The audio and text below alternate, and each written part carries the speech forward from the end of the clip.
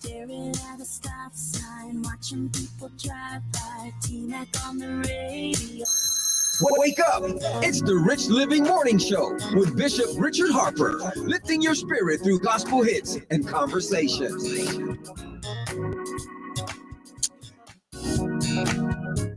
And we are back, family. We are back. I pray you enjoyed the music and that it was a blessing to you and that your spirit is encouraged. And that's exactly what we come to do on the Rich Living Morning Show, is to bring you great gospel music and, of course, inspiring conversation.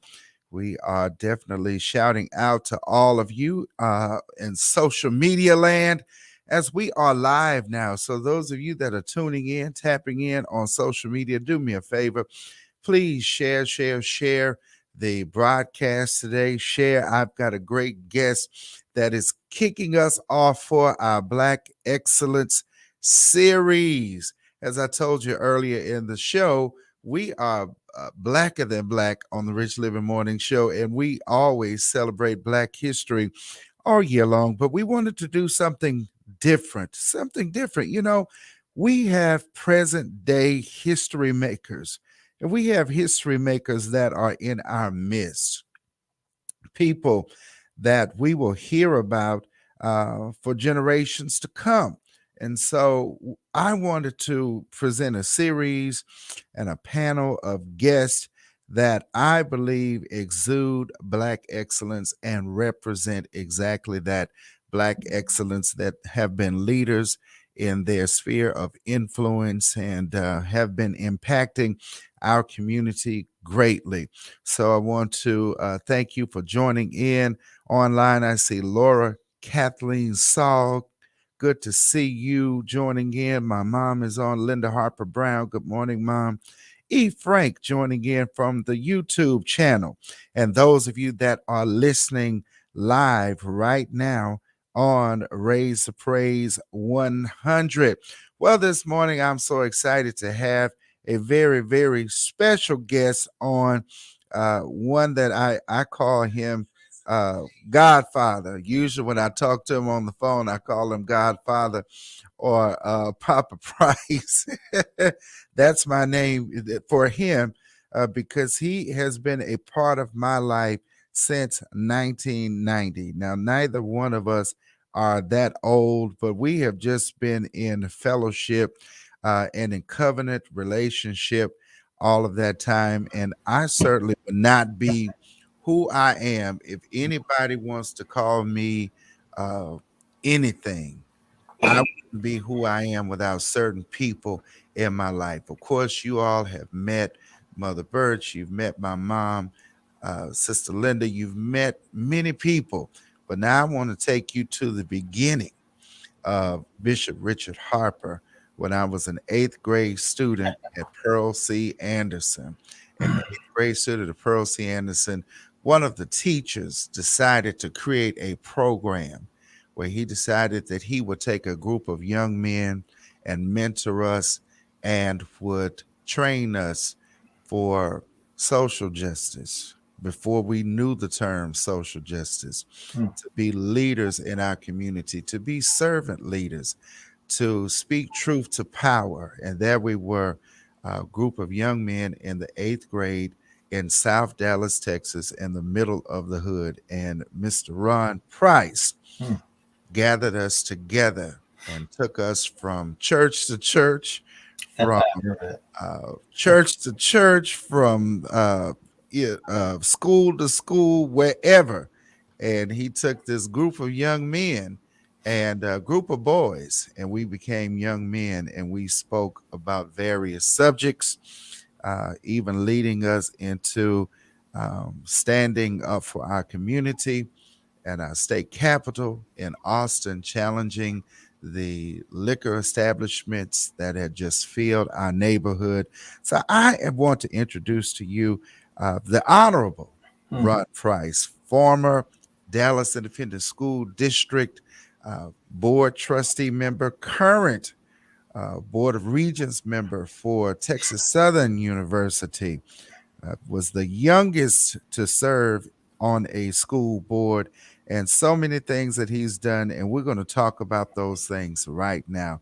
I welcome to the Rich Living Morning Show, the Honorable Ron Price. Good morning, Mr. Price. Good morning, Richard. I'm happy to be here with you.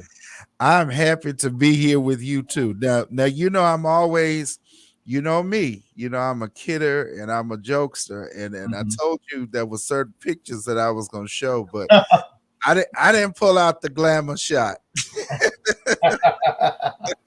I didn't pull out your college glamour shot, but I'm going to show y'all some proof right now. On social media. This was us. This was the group of young men from Pearl C. Anderson Middle School that started as what was known as the Pearl Guards. And there we are. And if you look, you can see the good-looking, handsome guy in the back with the glasses on. That's me. Now the other taller, good-looking gentleman in the cream suit there, that's Mr. Price. That's how far we go back. That's how far we go back. Yeah. Gosh. The first thing I want to ask you, Mr. Price, as we go into this conversation, what's your definition of Black excellence? In some cases, Black excellence is just waking up in the morning. We live in a society that really has everything against African Americans, especially here in the United States. So I call it a blessing when you just wake up. That's excellence, just getting up, because some of us don't wake up. Absolutely. And true Black excellence is not just physically waking up, but allowing your brain to wake up, meaning understanding what society is bringing to us, an awakening. That's excellence. Some of us measure excellence by trophies, how many clicks we have on Twitter, or how many people following us on this and following us on that. That's not excellence. Excellence is being a true role model for the next person who you don't know.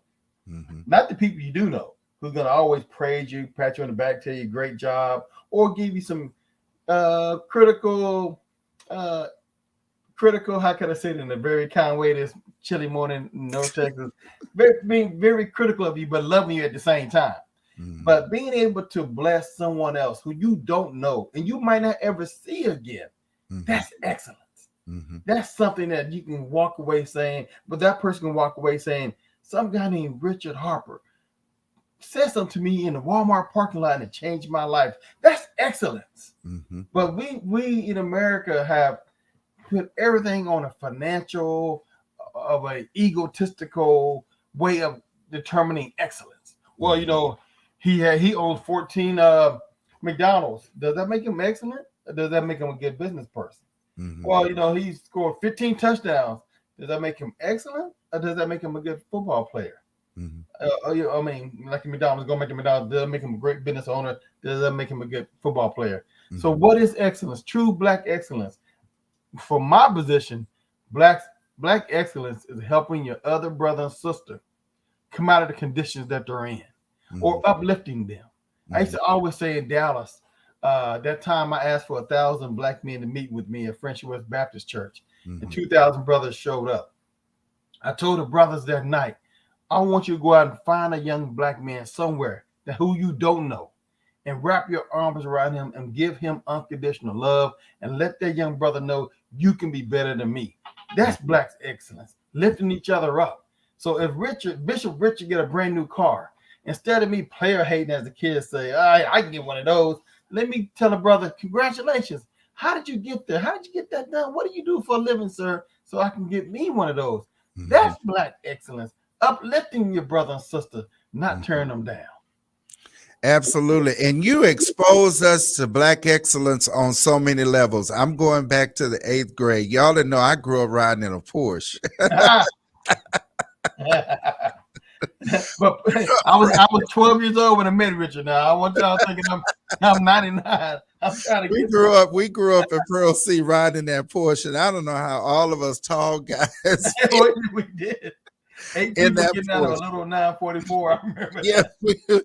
we would get out of that little Porsche. I mean, we were climbing out of that Porsche, but we were excited to be in that Porsche. But the experience of Black Excellence with you, it wasn't about material things. It was Right, an intellectual experience. It was right. a spiritual experience.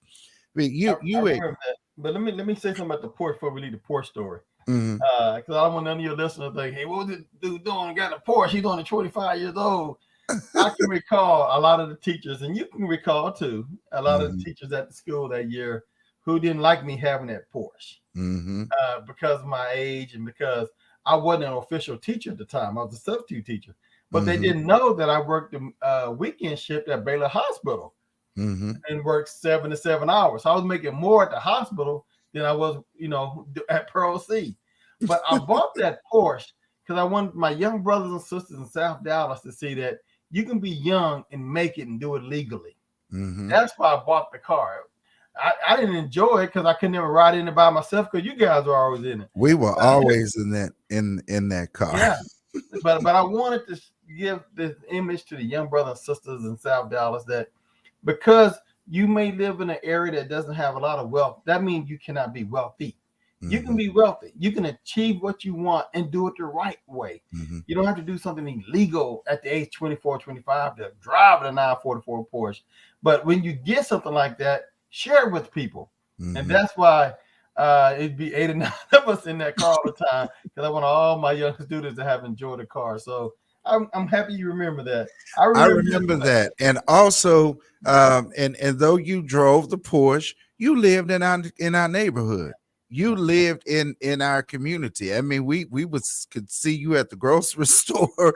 We would That's see you in our neighborhood. And it means so much when you have leaders that actually live in the neighborhood with you to understand the conditions that we were all facing. true. So we were at Pearl C. Anderson, and you had a breakthrough moment, and the breakthrough moment was to create the Pearl Guards. Take us to that moment. Yes, sir.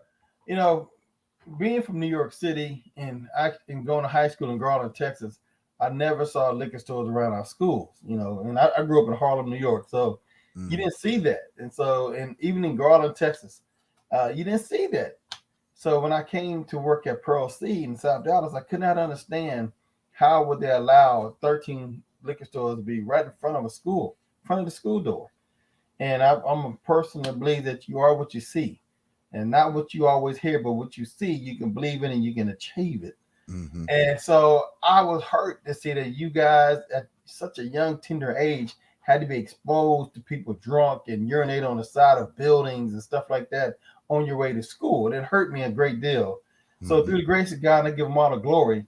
When I talk to you and a few other students and say, hey, you want to do something about them liquor stores? And you guys say, yeah, let's do something about it. And more importantly than me, to have you guys at the tender age of 13 and 14 to be so bold to say, let's take on the whole state of Texas. Let's, forget the city of Dallas. Let's take over the whole state. And we're going to do something to clean up this area for the next generation. So kudos go to you in the first group of Pro Guards.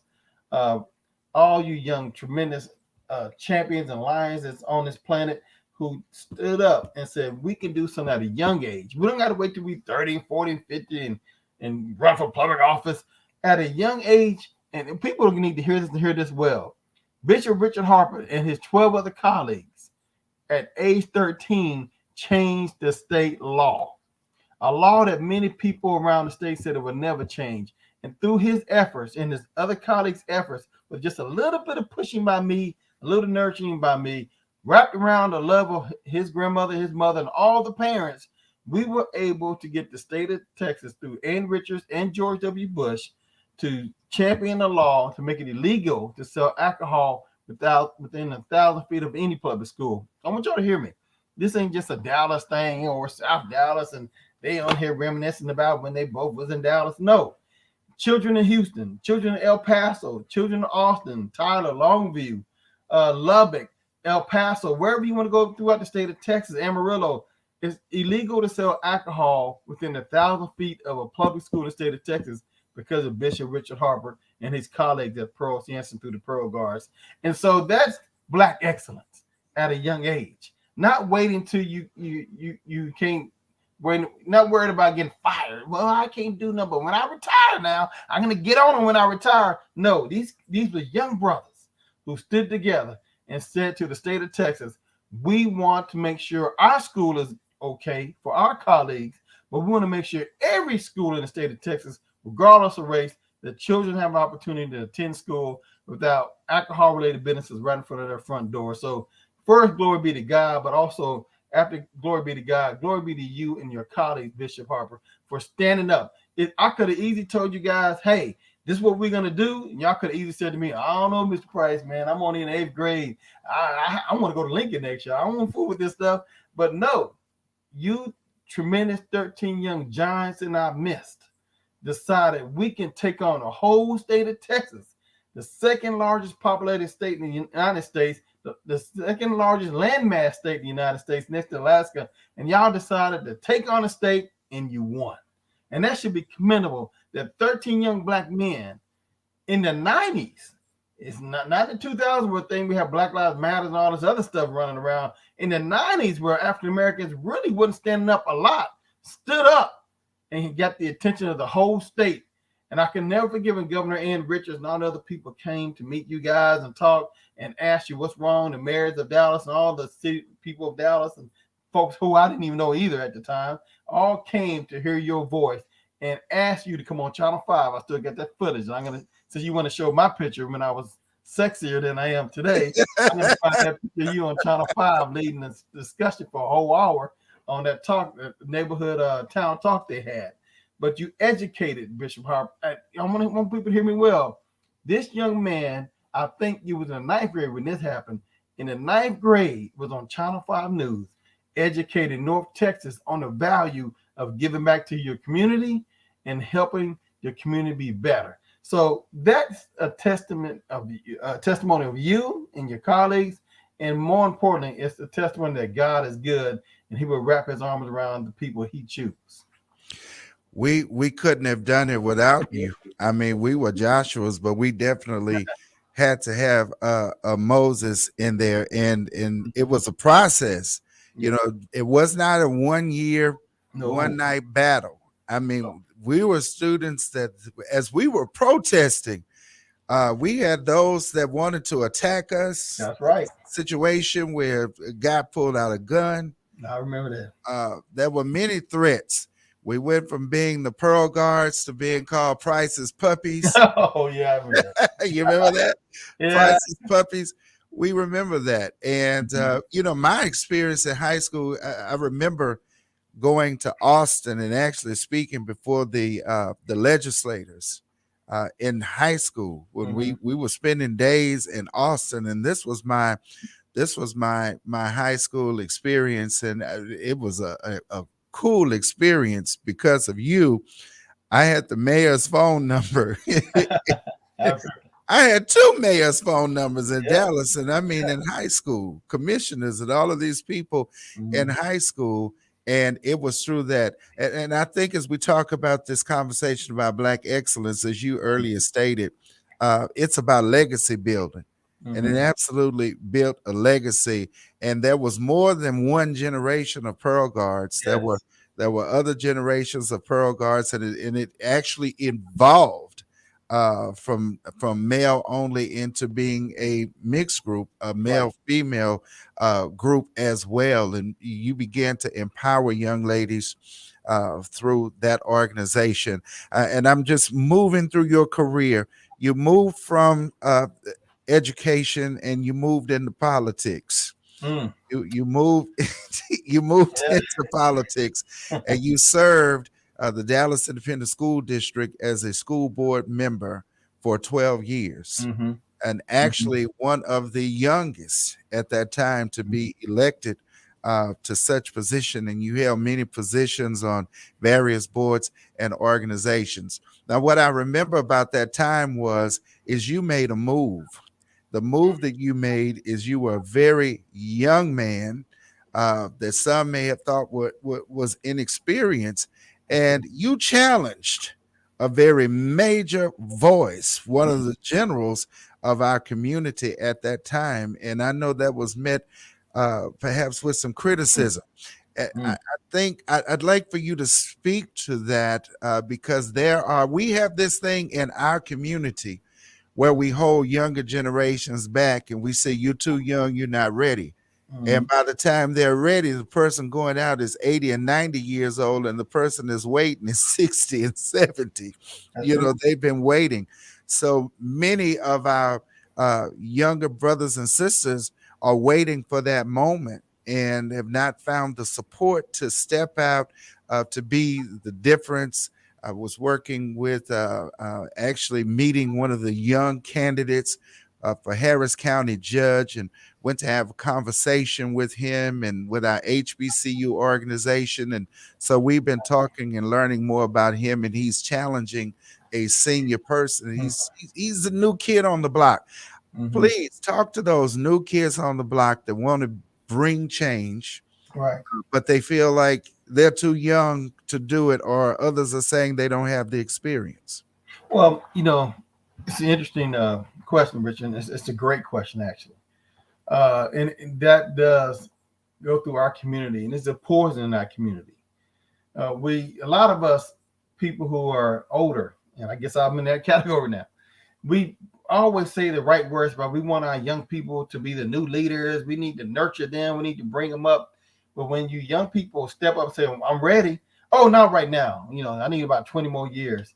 One thing I promised people in Dallas when I got elected to the school board, I'm not going to die in office. I'm not going to be here that long. I'm going to show up, do God's work, do God's will. Then it's time for me to move out the way and let someone else. And I told everybody I want to stay 10 years because the person I replaced was there 24 years. Our county commissioner, who you was in the 8th grade, and when I was a teacher pro, said he's still the county commissioner. I like him, but gosh, Lee, let somebody else go. Our congressperson here in North Texas, you was in 8th grade when she was in Congress, and now she just decided to leave Congress. That's right. But I used to always tell people, let me take that movie, Do the Right Thing. What was the theme with Spike Lee's old movie? They was in a pizza restaurant, they looked up on the walls, and there was no black pictures. Let me tweak that movie a little bit.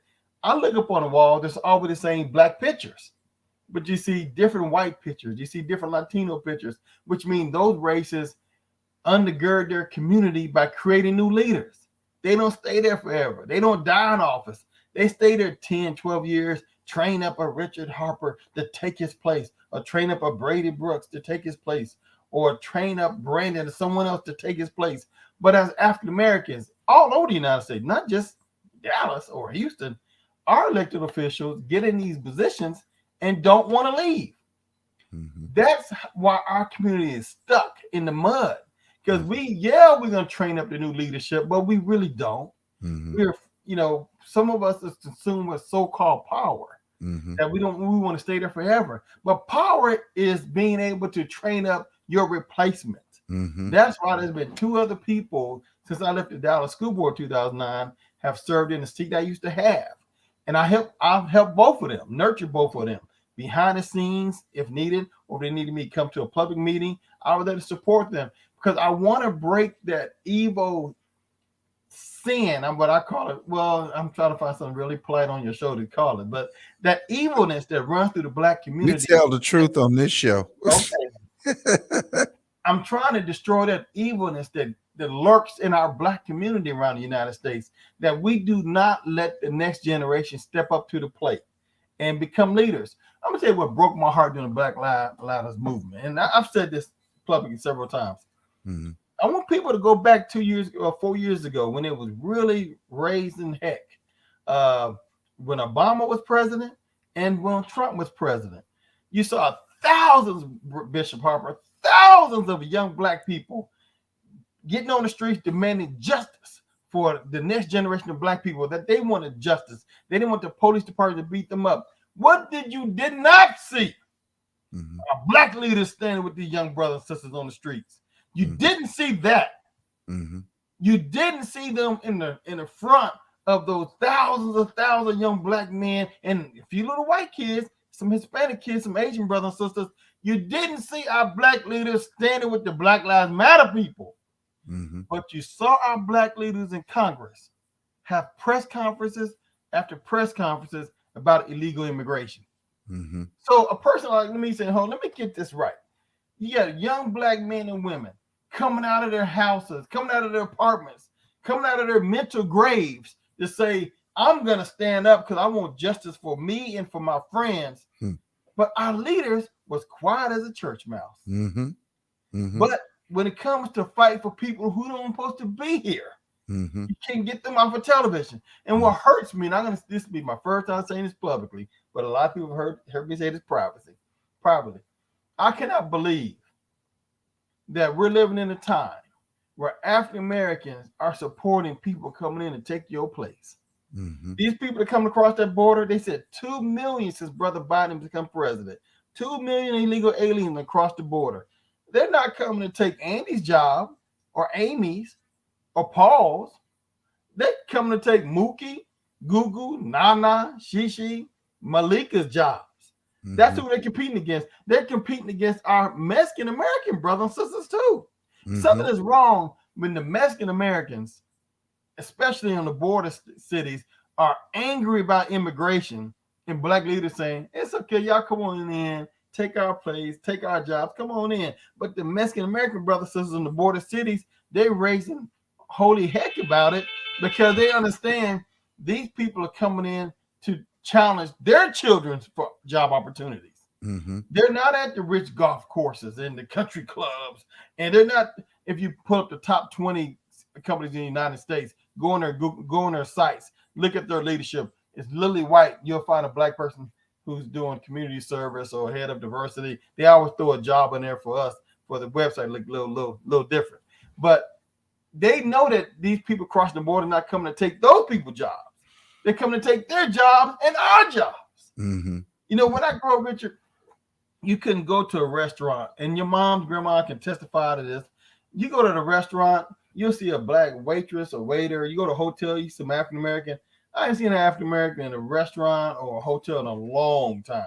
A Mm-hmm. long time. Mm-hmm. And I no disrespect to the brothers and sisters who are working there, who are Hispanic brothers and sisters from that origin or Latino. They trying to make a living for their families, but there used to be black people who had those jobs. Mm-hmm. I mean, our young brothers and sisters, especially young brothers, they're walking around the inner cities with these damn white T-shirts on. That's all they can afford is a T-shirt. Because the jobs that their grandparents and parents used to have, those jobs have been given to someone else who don't even supposed to be in the United States. And what bothers me more than anything else, the one race who's been through hell in the United States, other than the Native Americans, are sitting back being replaced right in front of our eyes. Being replaced. So 2 generations from now, our great-great-grandchildren, Richard, yours and mine, they're going to look at our pictures. They may spit on our pictures, and they may go to our graveyard and do something terrible to our graveyard because we didn't say nothing. We didn't stand up for them. We didn't demand that the federal government say, stop these people from coming in here. We want other people to come in after you take care of the people here first. Take care of the great-great-grandchildren of slaves first. Then you can bring anybody you want here in the United States. That's where I stand. Take care of the great-great-grandchildren of innocent slaves first. Then you can invite all these people in. And lastly, I end this part with this. The dark-skinned Haitians showed up. What did they do? They put them on airplanes and send them back. Send them back. Get them back. It's almost like if you're black, get back. If you're brown, come on in town. If you're white, you are right. If you're red, oh, we thought you was dead. So we got to fix that. We got to clean that up and make sure that we stand up for the generation of young black people, Richard, who we will not meet. We will not meet the people we need to stand up and fight for right now. You know, they call us a right-wing Republican. Oh, they hate brown-skinned people. I don't see it that way. Because those brown-skinned people ain't really coming to compete against them. They come to take the jobs from my children and my grandchildren, your children, your grandchildren. That's who they're coming in for. And it bothers me to the bottom of my heart that our black leaders haven't said nothing about this. Nothing at all, other than, you know, let these people in. Don't you understand these people coming to take your baby's jobs? You black people who vote for you, they won't be voting for you real soon because we'll be overpopulated by other people. and they're not going to vote for African Americans. I went through that on the Dallas School Board. All due respect, people vote for their race in many cases. Mm-hmm. And so if our population is so small, we're going to be insignificant. And if you notice, most of these immigrants coming to the United States, they don't move to the richest parts of your community. They move to the hood where we live at. Mm-hmm. South Dallas don't even like South Dallas no more. Most of the schools are majority black. When you in the school, now a majority Hispanic. Yeah. Dallas ISD was 43% minority African American when I left in 2009. Now Dallas ISD maybe 20 or maybe 19% African American. Mm-hmm. Dallas ISD was like 43% Hispanic when I left. Now it's 76% Hispanic. Mm-hmm. And that is every school district surrounding Dallas ISD. So what does that mean? That means the population have shifted. What also does that mean? Dr. Claude Anderson said this in 1995 about immigration. If black folks was ranked the second population in the United States and they didn't do nothing for us, what do you think they're going to do when we number 4 and 5? That's right. And that's just truth I'm trying to give you to enrich your soul, to get people to think and make the right decisions. And lastly, 2018, the governor nominated me to be on the 400th anniversary of Blacks in America. So I flew up to D.C. to meet with the Secretary of Interior about the 13-member panel to put together programs to celebrate 2019, the 400th anniversary of Blacks in America. And when I went up there and I asked them, what's the budget for this program? Mr. Price, $25,000. And I thought he was joking at first. And I said, well, all due respect, Mr. Secretary, is that to do something in the Washington, D.C. area, to do programs, events to celebrate the 400th anniversary of Blacks in America? No, that's for the whole country. I respectfully declined in a very positive way. Now, you know my mom. She wasn't happy about it. She wanted to see her baby name on a piece of paper. I said, Mama, you worked hard for me to be the person I am. And I wouldn't represent what you've done for me if I allowed the name you gave me to be on that, because that is not going to do nothing. You wouldn't even hear about it. Black people won't even know that 2019, the anniversary of Blacks in America, because it cost me $1,200 my own money to fly up there. So I'm doing a math equation, sitting there looking at this Secretary of Interior saying, hold on, it cost me $1,200, flight, hotel, cab to get to your office. And it's only $25,000 for the whole country to get black people to celebrate the 400th anniversary of us in America. I passed on it. So sometimes you have to pass on things that may seem like it's a good thing, but it's not a bad thing, but it's a do nothing thing. And I passed on it. Now, all due respect to the 13 African Americans who participated, thank God they participated. Probably the people who are listening to me right now, we had that committee, or that 2019 was the 400th anniversary of Blacks in America, because they didn't have no money to celebrate it. Right. So sometimes in life, you have to just make those decisions that you really don't want to do something because it's not going to benefit your people. And although I wanted to do it, it's just that how am I going to tell the brothers in LA it's our 400th anniversary? How am I going to tell the brothers in St. Louis, Buffalo, parts of Florida, the southern states, if I didn't have no money to get the word out? So sometimes in life you have to turn down opportunities. You think it looks good, but it's really ugly. Wow, that's powerful statements there. There's a question coming from one of our viewers, Steve Dalton. Here's an honest question. Why are we as Black folks not fighting for these jobs that you had spoke about that our grandparents once did? Wanting to know, what are your thoughts on that, or any job that we're not seeing going to African Americans or Americans? That's an interesting question, because I've thought about that recently. That why are so many young brothers, in my words, giving up? And it's like a race car race. Some people think they can go from 0 to 100. Well, I'm just gonna wake up tomorrow and be worth $1 million. No, it doesn't work that way. You got to work yourself, work hard to get there the way the United States system is set up. I think a lot of brothers and sisters through social media nowadays, they see the lifestyles of the rich and famous. They see the Atlanta housewives. They see hip hop Atlanta, New York, and hip hop. They see all this glamorous life, and they want it.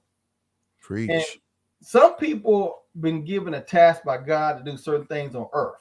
Not all of us given the same task, but that don't mean you cannot be the best who you were designed to be. And some people, not all, have decided, well, I don't need to work at no hotel, and I mean, I'm too good for a hotel, so I'm just gonna stay at home and watch YouTube all day, or live stream something all day, or I got to get a quick lick. That has came through our community, and I blame a lot on our leadership. We preach to our kids. You remember when I was in South Dallas, when I got on the school board, and I used to talk to you guys. I don't know what I'm doing. You know, y'all, Mr. Price, you on the school board. I know, but I don't know what I'm doing. I'm gonna figure this thing out since I'm here now.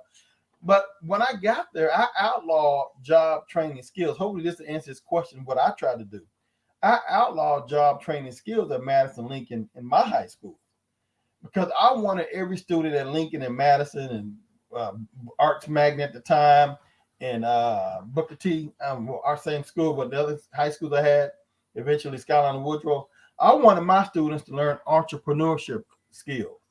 You got to remember, we used to talk Black history a lot when you were young, Richard. You and I the guys. I used to talk about that all the time with you. I used to tell y'all all the time, we was brought here to work for someone else. And unfortunately, we passed that down from generation to generation. That mindset of, I got to go to school and get a good job. When I went to South Garland High School, my high school, 97% white, with a rebel flag from Harlem to Garland. It was a culture shock. So, you know, I never forget those white kids in my high school. None of them talked about getting a job. They all talked about taking over their dad's jewelry company, or their dad's this company, or their mom's this company, taking over a company. But when I came to Dallas via Houston, went up to Texas Southern, I noticed that everyone was talking about in the Black community. We got to get these babies educated. We got to help them go to school, get a good job. I wanted to kill that mindset we've had the last 50 years and get the next generation to think, I don't want no damn good job. I want to own the job. I want the next generation of African Americans to be entrepreneurs. Yes, you're going to fall. Yes, you're going to trip sometime. But us older ones need to be there to help pick you back up, or in some cases, grab you before you fall. And so it's important that we train the next generation of young African Americans to have entrepreneurship minds. Learn how to go to a bank, get a loan. Learn how to go other places to get a loan. Learn how to fill out the grants to open up your own job. Who told you that you have to work for somebody? They've been telling us that since 1965 Civil Rights Bill. We need to go to school, get a good job. Other races, even our Latino brothers coming over across the border. Have you ever thought to yourself, these people cross the border illegally, they get a job for about 1 or 2 years. The third year, you see Gonzalez Construction Company, or Gonzalez Automotive Dealership, or Jesus Carpeting, Jesus Plumbing. They don't come here to work for your behind too long. They come over here and create a job, a company, and start hiring us to work for them. So what we have to do, what we must do, what I've been yelling and screaming about at Texas Southern the last 2 years, we must train our students how to be owners of their own job so they can start hiring their own people. So when you say, man, they don't want to hire Black folks, well, heck, if we own our own company, we hire our own people. Now we got to get some good policies, because you know what? You got to be there at 8:30. Well, I always now you got to be there at 8:30, brother. Can't be getting there at 8:45 now. You got to get there at 8:30 now. Come on now. You can't give me no daps talking about, well, you know, I tried to get here, man, but it was a sale at the donut shop. I had to go by there. But no, seriously, we have to push this throughout every public school in the state, in the United States, especially in the Black public school.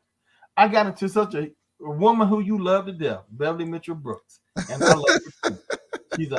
She's a walking goddess in our midst. She's so beautiful. She's so beautiful. Stevie Wonder said, I can see that beauty.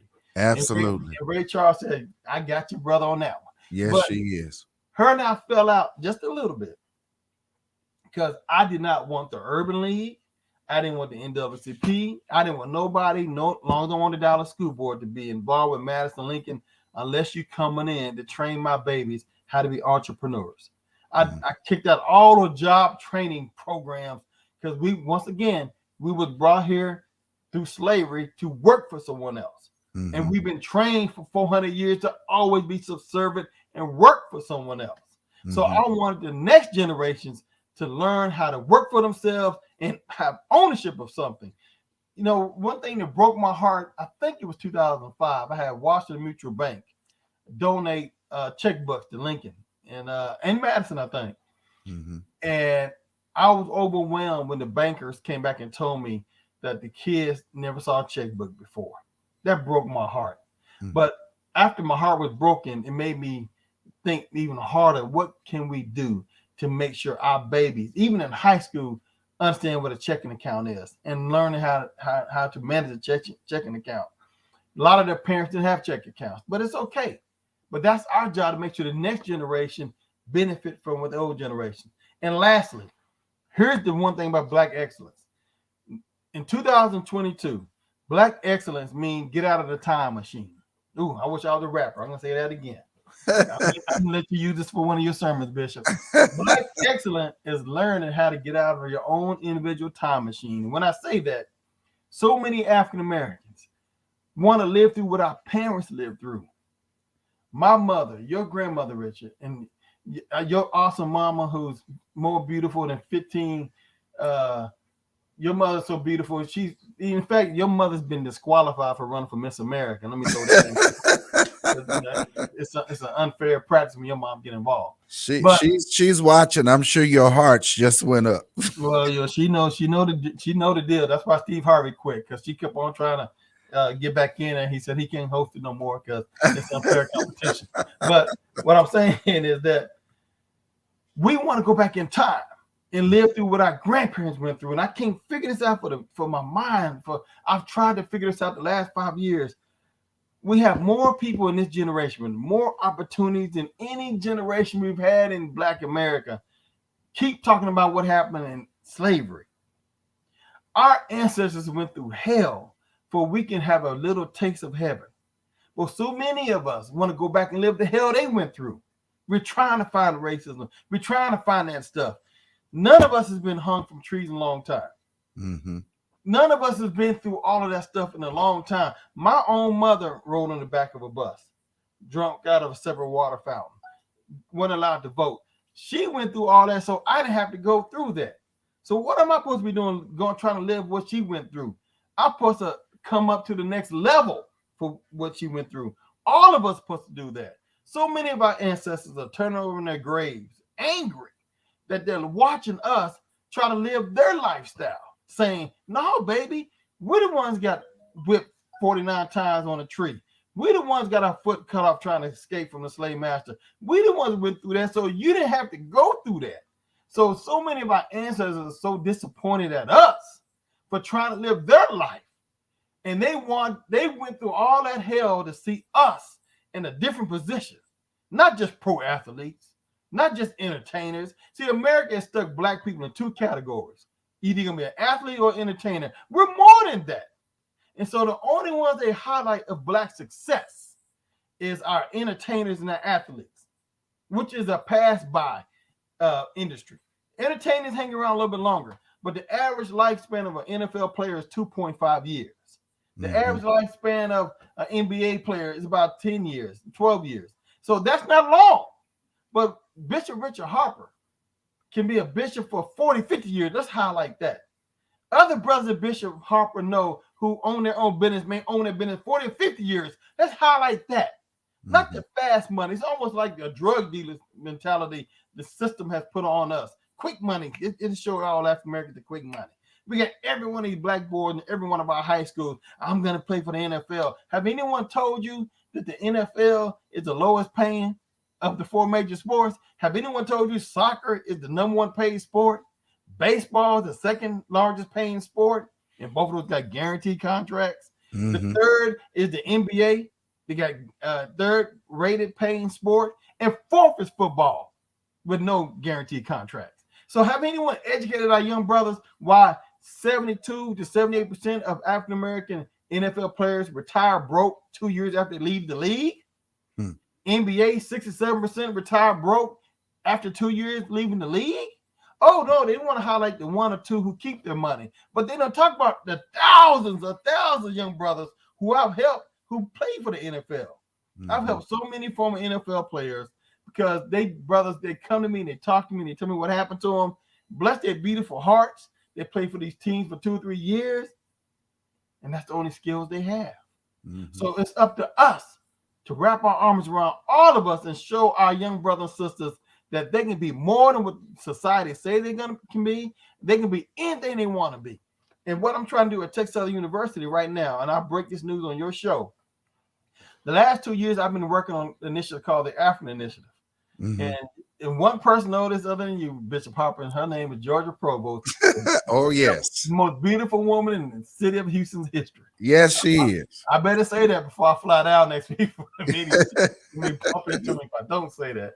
But I've been working for the last 2 years with the help of Congresswoman Sheila Jackson Lee. I thank you, Congresswoman, and Al Green. I love him too. I'm trying to establish 6 satellite campuses of Texas Southern University on the continent of Africa. Why the continent of Africa? When I went and met with the governor in 2019, his staff and chief of staff, and said, I want to open up some satellite campuses of Texas Southern University on the continent of Africa. And ironically, his chief of staff is Hispanic. And he said, yeah, you can do it without state money. I said, I knew you wouldn't give me no money when I came down here. I just wanted the green light with your support. And let me also thank Senator Corn and Senator Cruz, who support this initiative as well. I met with them. And I shared with them, do you understand that my race is the only race in the United States that does not have a bona fide relationship of the continent of their origin? I didn't say the country, the continent of their origin. And I told them, do you know that I have the same relationship with Africa that you have? I have a tourism relationship. Oh, mama, look at the giraffe, look at the rhinos, look at the elephant, look at the alligators. I have the same relationship you have with Africa. And I'm a so-called African American. I said up in the Dallas area, you can't go in front of a certain car dealership unless you see an American flag and a Mexican flag. That's some bold stuff to have another country's flag flying in front of your business. But what that tells me is that our Mexican American brothers have a bona fide relationship with the country of their origin, which undergird their success in the United States. Most black women, and I'm saying this because you still got your Goldilocks on top of your hair. I see right now. I'm not saying that because Mr. Clean is my best friend, but and that I'm hold on to him. Yeah, that I'm follically challenged. But I'm saying this because think about this: when black women are some of the most beautiful women God ever created, black women's beauty goes back to ancient antiquity. How beautiful black woman is, but they have to go buy their hair from some Korean sister who's following them around the store as if they're going to steal something. Or some Hispanic brothers and sisters selling the hair products. You go on some side of some of these beauty shops, beauty supply houses, you have some of the most gorgeous black women you ever seen in your life, pictures, posters everywhere. But when you get to that register, somebody burning some incense with a little Buddha thing sitting up there in front of you. And you say to yourself, man, we can't even sell our own hair products. The reason why is because we don't have a bona fide relationship with the continent of our origin. And think about this. This is what I told the governor's staff and the university, Dr. Austin, and our new president, Dr. Young. I want you to walk this mental journey with me. We're the only race that don't have a bona fide relationship with the continent of our origins. And if we can fix that, we can fix the racism circle in the United States because we don't have to depend on the United States. And then what's a blessing? And on the West Coast, our brothers and sisters from Asian descent, they have China undergirding all the Chinese businesses in the United States. You have South Koreans undergirding most of the beauty shops in the United States.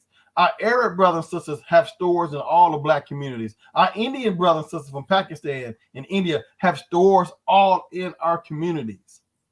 But their countries help them get started in the United States. Well, Richard, we got 52 countries to select from. All the people, races I just mentioned, all have one country that helps them in the United States. Brother, we got 52 to select from. And we don't have a bona fide relationship with any of them. We have our entertainers go shake their booty or dance or do a rap song on the continent. That ain't no relationship with Africa. I want African Americans through Texas Southern University to have a formal relationship with the continent of origin. I want to open up 6 campuses on those continents to train our brothers and sisters who need education on our continent, train them on the highest level of education, which is United States standards. Do you know that in the United States, we have universities universities on almost every continent but one. Every one. Texas A&M has a university in Dubai. UT got university in different countries. everybody. But the one continent, and doggone it, we got 104 HBCUs. This should have happened 100 years ago. We have 104 HBCUs in the United States, and only 1 or 2 have a halfway bona fide relationship with the continent of Africa. So what I want to do is train 2,000 students every year at Texas Southern University how to do business on the continent of Africa. Out of these 6 countries that Mr. Bledsoe, who's our lead on this, Gary Bledsoe, president of NAACP for the state of Texas, working Texas Southern, shout out to him. He's our lead person working with me on this project, him and several of the doctors and deans. We want to select, well, they have selected 6 wonderful African countries, not the usual suspect countries either. And we want to make sure, and I'll give you the names if you want me to, we want to make sure that our babies in the United States learn how to do business in those 6 countries, at the same time educating our babies in our homeland, give them the highest standard of education in the world, which is the American educational system. So that's what we're trying to do through Texas University, is break that cycle of dependency on white America and America, and give our next generation of African Americans an opportunity to become instant entrepreneur. My goal, and I stated this, I want to train at least 2,000 Black students every year at Texas Southern to become millionaires through their own abilities, doing trade and business on the continent of their origins, and be able to sell products around the world, open up manufacturing plants in Africa who have all the raw minerals. Check this out. Africa is the only continent, and I'm preaching to the choir, that has every raw mineral the world wants. The whole world go to Africa for all their goods and needs. What's wrong with us? It's our home continent. Those are our home countries. Don't say, well, I don't know where I'm from, Brother Price. Well, go call Ancestry DNA and get your blood drawn. And if you got some hair, get your hair pricked and send it on in. You can even go to African Ancestry. Yeah. So I've spoken to a lot of the African presidents, and they're all open to this. The African Union been talking to me, meeting with me. They are so happy. I've even been in Utah to meet with our Mormon brothers and sisters at BYU. I don't understand why Jesus was so white, but that's a whole different discussion for next time you have me on the show. Yeah, but I mean, really white. He didn't have a tan when I was up in Utah. Definitely. He was it was an interesting experience with the Mormons. But BYU is on the continent of Africa. Check this out. 7,000 students is inside the BYU system on the continent of Africa. I want to say this again. We have 104 HBCUs. Why am I telling you that BYU has 7,000 students in their system in Africa? That should be us. That should be us. That should be African Americans having a relationship with the continent of Africa and producing education and business opportunities. So the African presidents of Angola, Eswatini, formerly Swaziland, all these people have been beautiful and wonderful to me. Kings have been wonderful to me. They're so excited about our opportunity to have an HBCU come to the continent and work with us. Morgan State's been tinkering with this in Ghana, but we're going to take it to another level at Texas Southern, because that's what we do in Texas. We do big things. And I am telling you now, as the president of the Houston HBCU Alumni Association, the only professional organization for HBCU alums and professionals, we need to have a meeting with you. I'm not going to text that to you or email that to you. I'm going to say it on the World Wide Web that we definitely need to have a meeting, because our organization is moving in that direction of connecting HBCU alums globally, connecting our students with opportunities globally. So that is a conversation that we definitely need to have. I've got to have you back on again. I believe someone is wanting to call in. We only have a few minutes left. So if you wanted to call in, the number is 346-355-0100.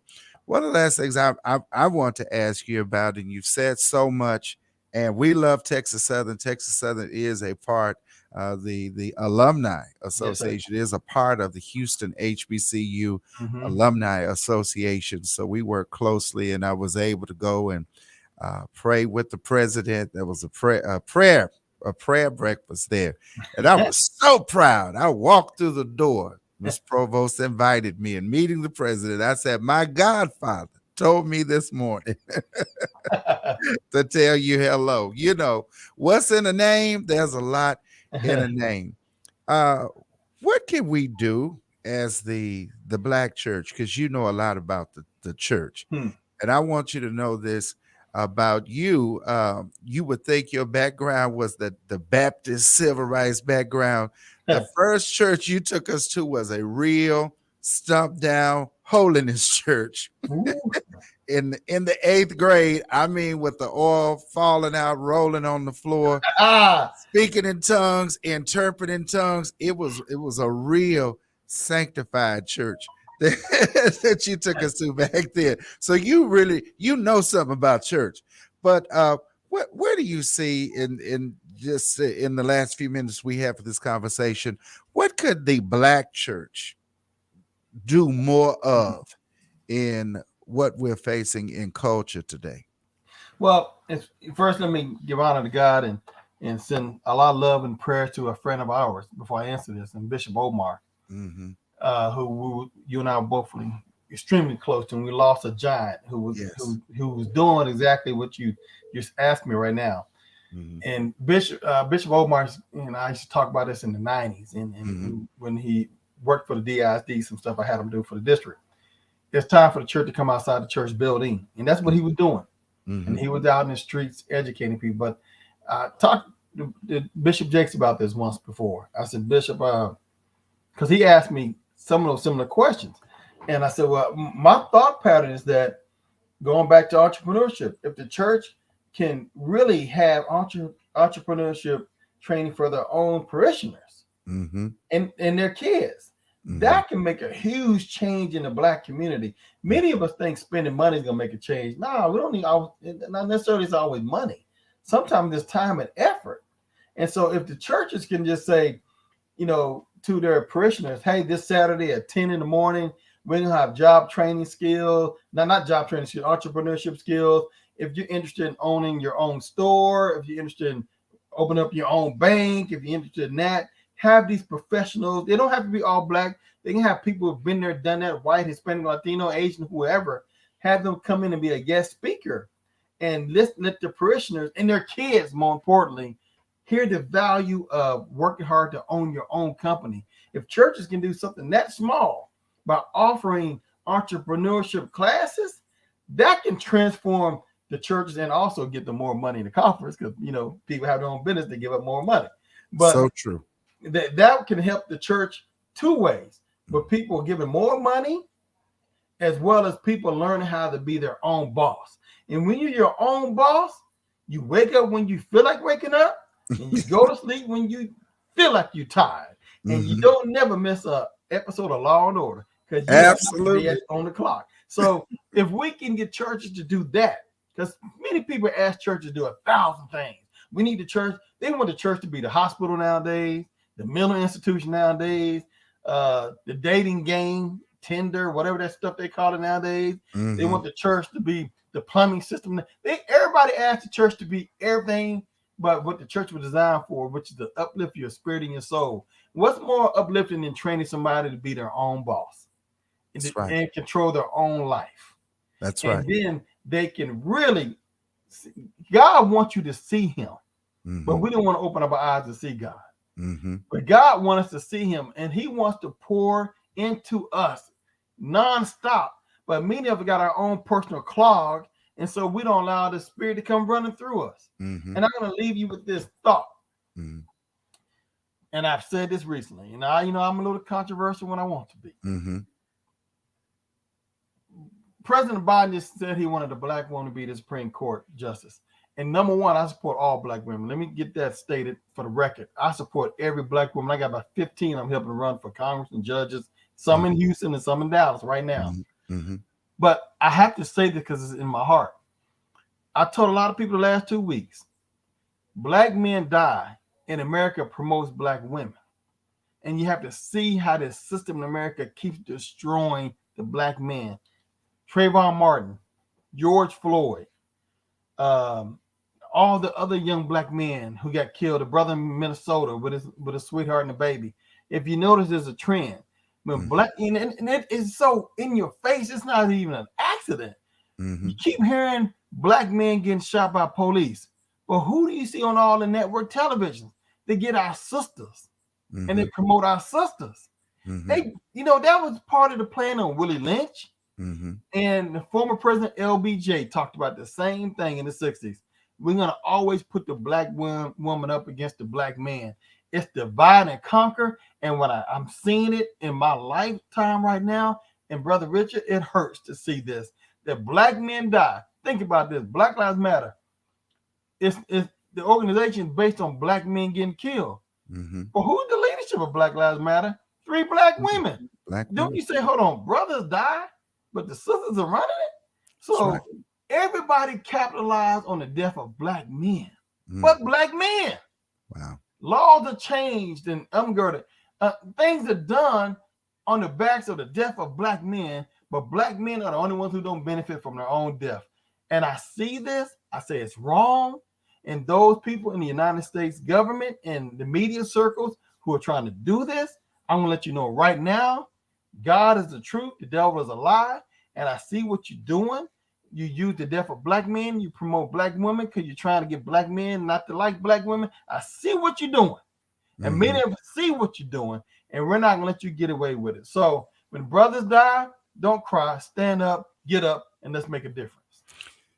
Whew, that's powerful. We've got one caller on the air. I've got room for one caller, and we've only got a few minutes left in our broadcast today. Next time I have you on, we just got to start from the beginning of the show. Caller, you're on the air. Hi there. It's your friend Victoria Scott. How are you this morning? I'm wonderful, Sister Victoria. How are you? I'm great. Well, I wanted to address a couple things. One, your speaker talked about that a lot of the jobs are transitioning from one group of people of color to another group of people of color. And I know he's talking about that some of the jobs that African Americans used to have now are going to people who are Hispanic. And has he factored in that people are transitioning because maybe they want to leave jobs of service. Maybe they want to leave traditional jobs and go on to jobs that require more qualifications. Maybe they're going on to something that requires a higher education. Also, when COVID hit, it changed everything. And there was a report that came out last summer that said that 70% of people who now work remotely as a result of COVID do not want to return to the workplace. Now, I realize that some of those jobs may not be in that pot, but if that person moved into a position that went from a traditional people-oriented position where they have to deal with the public and now they're in a remote position, well, if they have a choice, who wants to go back into that traditional setting when we're dealing with COVID? So that's one thing. And then, I wanted to address the statement he just made that black women are being promoted on the backs of the death of black men in regards to the Supreme Court justice. I'm a legal professional, and it is more than time for a black woman to be on the United States Supreme Court. And I'm having trouble understanding the nexus between the two. It's time. We do have women on the court now. We do have minority women on the court now. We just don't have a African-American woman on the court now. And it's time. And I'm having trouble understanding how a death of a black man is positioning a black woman to be on the United States Supreme Court. I don't see the connection. Well, no, thank you for that. But there's not a connection. As I indicated at the beginning, I support African American women to the highest point you can ever think of. But what I was saying is that you got to look deep into how the United States systems work and how they try to put us against one another. Even though I don't agree with Clarence Thomas on probably 90% of the stuff he does, but he's still a black man. And so what they do is, I watch how the system play with us. They play with us like a real rag doll. And he didn't have to mention that he's going to appoint a black woman. He just could have did it. And I would have been proud, happy, and stuff like that. But when you send out those little singles, the little dog whistles, as they say nowadays, to try to use that as a dividing mechanism, Some of us see it. That don't mean all of us see it, but some of us see what they're doing. All right, we have an African American sister who's the vice president of the United States, and she's doing a tremendous job, although she gets criticized a lot. Then you see what they're doing with this situation. I see the game they're playing, and it's unfortunate. You don't see many African American men being promoted in this particular administration, which is okay. I'm proud of they promoting African American sisters, but don't put us against each other. Some African American men would take this the wrong way because they don't see no black men getting promoted up. I see what they're doing. I have no problem with black women being supportive. I live with a black woman, and I taught her how to shoot guns, so I better make sure I'm proud of a black woman. So but I'm telling you, there's a sinister system behind the scene that some of us can see what they're doing, trying to put us against each other. But they've been doing that since slavery. Willie Lynch speech, look it up. It tells you how to do this for 1,000 years and how you can control black people for 1,000 years using this system, putting the man against the woman, black against the light skin versus the dark skin. They've been doing this to us forever. And what I don't want us to do is let that system keep putting us, keep dividing us internally, which makes us feel insignificant, that we cannot make a difference in this world. And when I mentioned to you, sister, about black men die and black women get promoted, it's just ironic. I'm not saying it's factual. It's just ironic that the media puts that out there. All these brothers get killed by cops, but when you see the commercials and you see other stuff, they show our sisters coming up. They don't show the young black men coming up. And I see this and saying, y'all need to stop doing this to my race. Stop doing this to us, putting us against one another. We have to come together and lift each other up. And don't let the United States system keep toying with us like we're some toys in a toy box. And that's what they've been doing. And that's what they continuously do, to show all these brothers. Oh, man, the brother in Georgia just got, the jury came in and did the right thing by convicting those 3 white men who killed a young brother in Georgia. What came out of that? You didn't hear a lot about African American men. When President Obama talked about, I need to help African American men in this program, they fought like heck against that program. Our brother's keeper. You never saw so much racism pour out of people's souls fighting Brother Obama, because he wanted to put a program together to get young black men out of the condition that they're in. But the United States media system, you didn't see all the major news networks promoting that program, saying, go Obama, we got your back. We love what you're doing for black men. They give you 1 5-second clip on the news about it. That was it. That's it. Thank you so much, the Honorable Ron Price. Thank you, Sister Victoria Scott. I'm so sorry we didn't get to complete the conversation with you, but y'all, I am out of time. Time flies when you're having fun, and we've been in great company today. Remember that if you think rich, you will feel rich, and you will live rich. Always know that Bishop Rich loves you. There's not a thing you can do about it. But greater than that, God loved you first, and God loves you best. Until next Tuesday, remember our times have changed. The Rich Living Morning Show is only on Tuesday and Thursday mornings now. Until next Tuesday, I want you to keep on thinking rich. Thank you so much to my guest, the Honorable Ron Price, for being with us today, and for all of you that have streamed from all over the globe. God bless, and I will talk with you on next Tuesday. Bye-bye.